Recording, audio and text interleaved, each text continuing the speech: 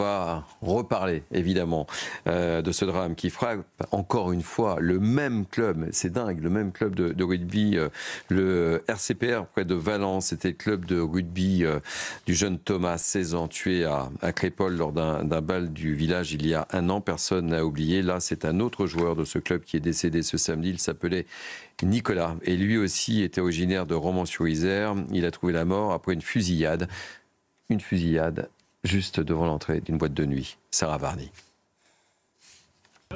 C'est un nouveau drame qui endeuille le club de rugby du RC Romanais Péageois, où était inscrit le jeune Thomas, tué il y a près d'un an lors d'une fête de village à Crépol. Un autre membre de ce club âgé de 22 ans est mort ce samedi après-midi à l'hôpital de Valence. Il avait été grièvement blessé par balle à la tête dans la nuit de jeudi à vendredi dans une fusillade devant une discothèque de Saint-Péret en Ardèche. Le club lui rend hommage sur les réseaux sociaux. Le club est à nouveau touché en plein cœur depuis jeudi soir. Nous sommes de nouveau anéantis et adressons nos plus sincères condoléances à sa famille et à ses proches. La maire de Romans-sur-Isère a également réagi sur les réseaux sociaux et fait part de son incompréhension face à ce niveau de violence. J'aimerais comprendre comment l'année dernière, sur un bal de campagne, on arrive armé de couteaux. J'aimerais savoir comment on se rend devant une discothèque avec une arme à feu. C'est-à-dire qu'aujourd'hui, on a un niveau d'armement d'une certaine catégorie de personnes qui est au-delà de l'entendement et au-delà de ce que l'on peut supposer. Une violence juvénile de plus en plus présente et qui fait réagir de nombreux élus, comme la sénatrice Valérie Boyer ou encore le député Thibault Monnier. 2 autres personnes blessées plus légèrement lors de cette fusillade sont toujours hospitalisées et l'enquête se poursuit. Et nous sommes avec Benjamin Camboulive, porte-parole alternative police et FDT. Merci d'être avec nous. Que vous inspire ce nouveau drame un an après? Écoutez, déjà quelques mots pour la famille de Nicolas, les assurer de toute notre peine et de notre sympathie, parce que ces drames les impactent évidemment personnellement, mais impactent la France entière. Là, on a un jeune de 22 ans, donc qui, encore une fois, était abattu par balle devant une boîte de nuit où il y avait 800 personnes à l'intérieur, donc il faut imaginer l'impact que ça peut avoir, le phénomène de panique, et puis tout ce à quoi ça nous renvoie.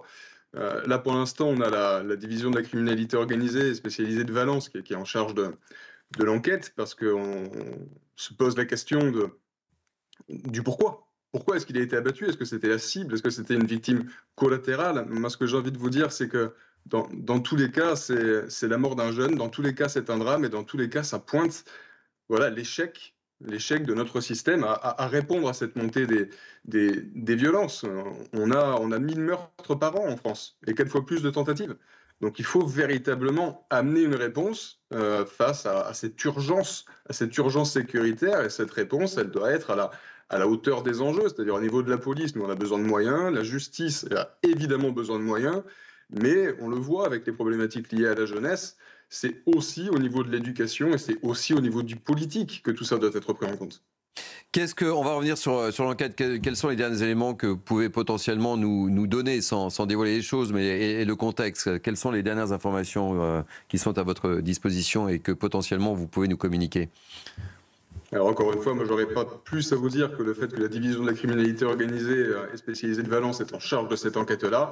Les problématiques que ça met en avant, c'est la récurrence, la banalisation, par la répétition des homicides avec des armes à feu. Et oui, c'est souvent lié au trafic de stupéfiants parce que ça va de pair tout simplement. Le stup et les armes pour une saisie de stupéfiants sur 4, vous avez une saisie d'armes. Donc il y a la question du stupéfiant que nous devons prendre en charge avec toute l'approche pédagogique que ça implique, parce que ça a un impact évidemment au niveau de la santé publique, mais aussi sur cette perspective d'emploi qu'offre le trafic de stupes pour les jeunes.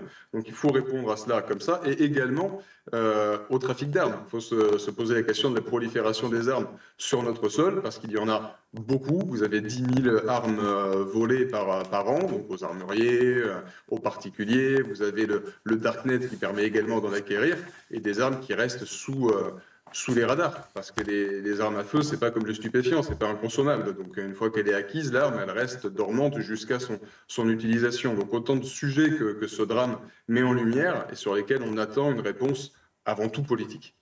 Et quand vous entendez Bruno Retailleau parler de la mexicanisation de notre société, vous êtes en accord avec cette analyse, et on y reviendra dans le courant de cette émission, parce que vous le savez, il est allé à Rennes, dans ce quartier de Maurepas, gangréné là aussi par la drogue, et on va l'évoquer tout à l'heure, mais il y a eu encore un règlement de compte 2 jours après la visite de Bruno Retailleau. On le voit bien, il y a des mots forts utilisés par Bruno Retailleau, mais aujourd'hui, il faut aller au-delà des mots.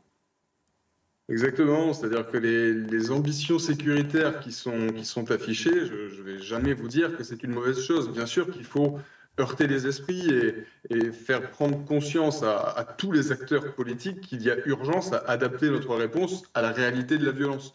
Après, si on reste sur le terme de mexicanisation, alors évidemment, certains vont vous dire que c'est pas à mettre en lien parce qu'on a des ampleurs qui sont différentes. Et c'est vrai, c'est évidemment pas transposable.